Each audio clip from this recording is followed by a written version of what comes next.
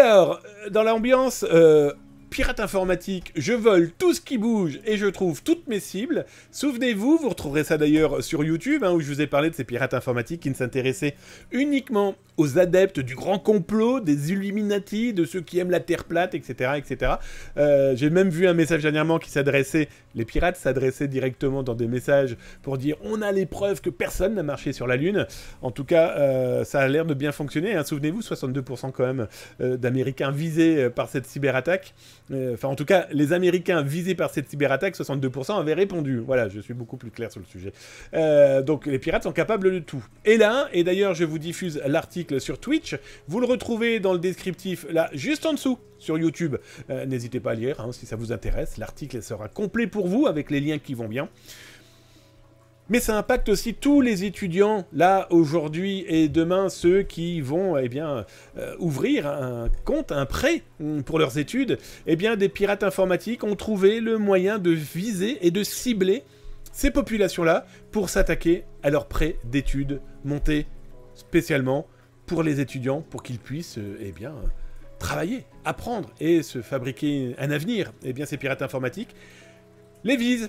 Rien de nouveau sur la méthode. Du phishing, de l'hameçonnage, avec interception de données, avec coup de téléphone, avec la fameuse technique du halo, où ils appellent directement les étudiants se faisant passer pour la banque. Le problème, c'est que ça fonctionne. S'ils le font, c'est que des étudiants sont tombés dans le piège. Alors si c'est votre cas en France, par exemple, une chose à faire. D'abord, dépôt de plainte. On ne cherche pas à comprendre. Police et ou gendarmerie. On y va. Police ou gendarmerie. Ensuite, prévenir votre banque, ça paraît évident. Et vous faire rembourser. Bah oui, parce que les banques aujourd'hui doivent vous rembourser. C'est pas nouveau, mais aujourd'hui c'est marqué noir sur blanc. Parce qu'il faut que la banque prouve une négligence grave de votre part.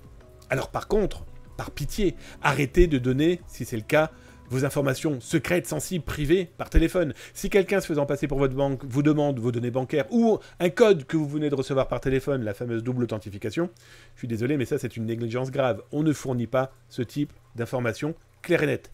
Et je finirai par le petit sujet, c'est que on a une association, France Conso Banque, qui vient de s'attaquer, alors il y a quelques mois maintenant, à la LCL, et qui vient de lancer une class action contre la BNP. Ils considèrent qu'ils ne remboursent pas suffisamment vite leurs clients.